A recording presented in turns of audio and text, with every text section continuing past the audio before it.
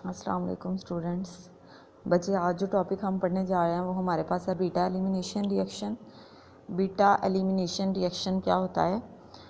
वो रिएक्शन जिसमें दो एटम या ग्रुप रिमूव हों किससे? टू एडजेसेंट एटम से। ठीक है, दो एडजेसेंट एटम, जैसे हम इन दो कार्बन को ले लेते हैं, ये दोनों क्या हैं, एक दूसरे के साथ साथ हैं, और इन दोनों कार्बन से जो है वो एटम्स रिमूव हो जाएं। इससे सपोज करें ब्रोमीन रिमूव होती है और इससे हाइड्रोजन रिमूव हो जाती है।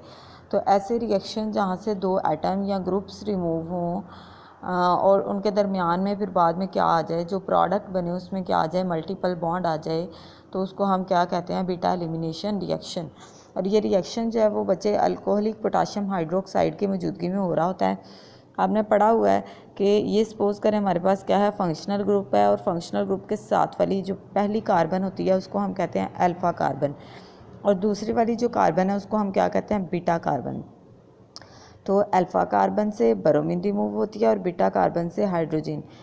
तो ये रिएक्शन जो है वो अल्कोहलिक पोटाशियम हाइड्रोक्साइड की मौजूदगी में हो रहा है। हाइड्रोजन ब्रोमाइड रिमूव हो जाएंगे और यहाँ पे कार्बन कार्बन के दरमियान जो है वो क्या आ जाएगा? डबल बॉन्ड आ जाएगा। नेक्स्ट बच्चे देखें, बीटा एलिमिनेशन रिएक्शन में होता क्या है कि जो न्यूक्लियोफाइल अटैक करता है वो इलेक्ट्रोफिलिक हाइड्रोजन पे। बच्चे, जब आप SN2 रिएक्शन पढ़ रहे थे या SN रिएक्शन पढ़ रहे थे तो वहाँ पे जो न्यूक्लियोफाइल है वो अटैक करता था इलेक्ट्रोफिलिक कार्बन पे, लेकिन अब हम कहेंगे कि जो हमारे पास न्यूक्लियोफाइल है वो अटैक करता है इलेक्ट्रोफिलिक हाइड्रोजन पे।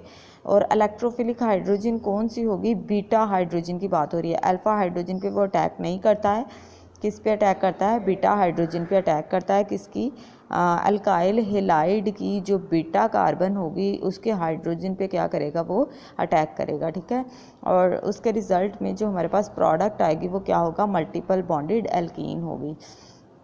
उसके बाद हम मैकेनिज़्म देखते हैं। फर्स्ट है हमारे पास E2 मैकेनिज़्म की बात करेंगे। E2 मैकेनिज़्म में अगर आप देखें तो हम कहते हैं न्यूक्लियोफाइल और जो लिविंग ग्रुप है, न्यूक्लियोफाइल का अटैक और लिविंग ग्रुप जो है वो सेम टाइम में होता है। जैसे आपने SN2 मैकेनिज़्म में पढ़ा था कि एक ही स्टेप में ये रिएक्शन जो है वो क्या हो जाता है? कंप्लीट हो जाता है।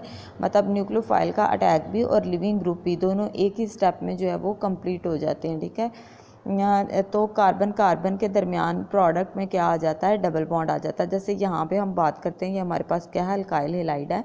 ये फंक्शनल ग्रुप था और इसके साथ वाली कार्बन को आपने कहा है अल्फ़ा कार्बन और उसके साथ वाली क्या है? Beta carbon.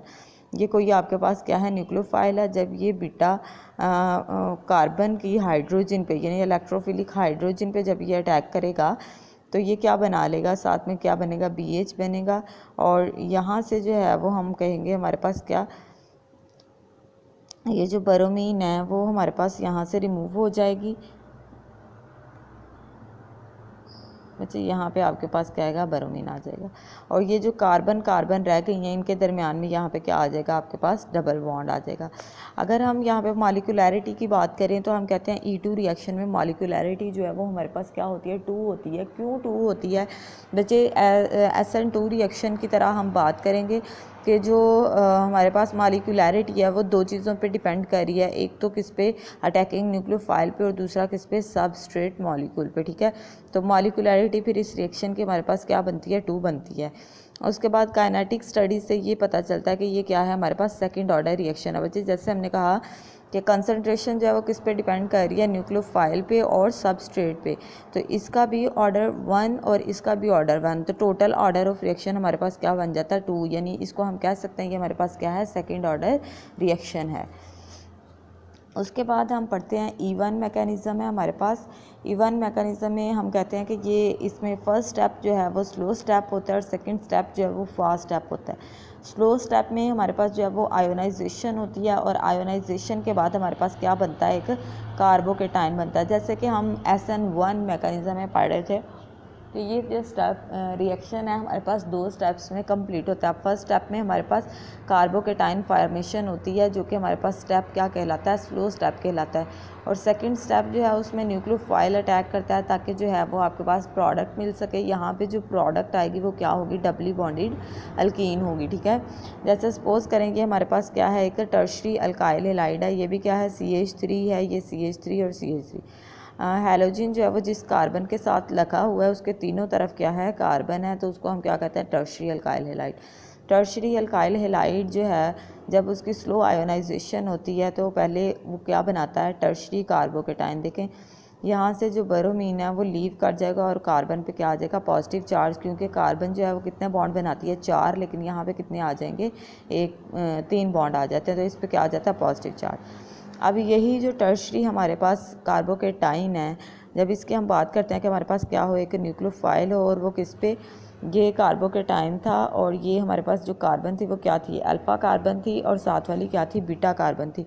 बीटा कार्बन की हाइड्रोजन पे जब कोई भी न्यूक्लियोफाइल अटैक करता है तो वो क्या करता है, यहाँ से हमारे पास हाइड्रोक्सल ग्रुप था, इस हाइड्रोजन को ले लेगा और इसको कन्वर्ट कर देगा किस में, वाटर मॉलिक्यूल में। यहाँ इधर क्या रह गया, CH3 और यहाँ 2 हाइड्रोजन रह गई है, तो इनके दरमियान में यहाँ पे क्या आ जाता है, डबल बॉन्ड आ जाता है, ठीक है। तो यानी SN1 मैकेनिज़्म की तरह हम कह रहे हैं कि हमारे पास जो फर्स्ट स्टेप होता है वो स्लो स्टेप होता है, उसमें आयोनाइजेशन होती है टर्शरी अल्काइल हैलाइड की, और वो क्या बना देता है, हमारे पास कार्बोकेटाइन बनाता है।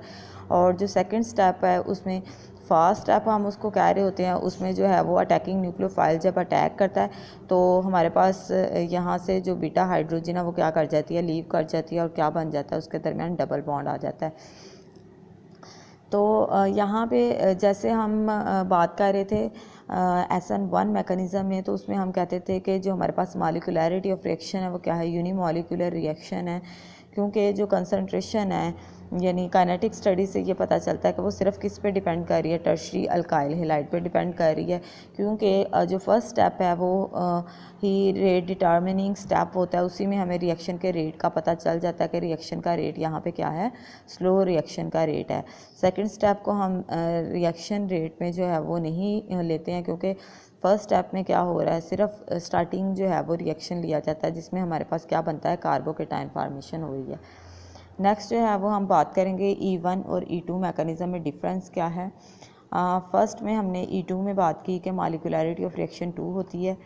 E1 में हम बात करेंगे कि ये क्या है, मॉलिक्यूलैरिटी रिएक्शन की जो है वो 1 होती है, यूनिमॉलिक्यूलर रिएक्शन है, ये बाई मॉलिक्यूलर रिएक्शन है।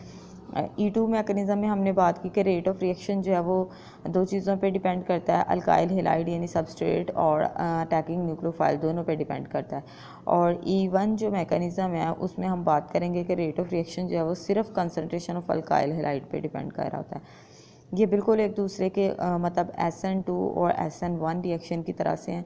SN2 रिएक्शन में जैसे आप पढ़ते थे कि जो हमारे पास रेट ऑफ रिएक्शन है वो सिर्फ अल्काइल हैलाइड पे और अटैकिंग न्यूक्लियोफाइल दोनों पे डिपेंड करता है, और SN1 में आपने पढ़ा था सिर्फ किस पे, टर्शरी अल्काइल हैलाइड पे डिपेंड करता है, तो यहाँ पे भी ऐसे ही है।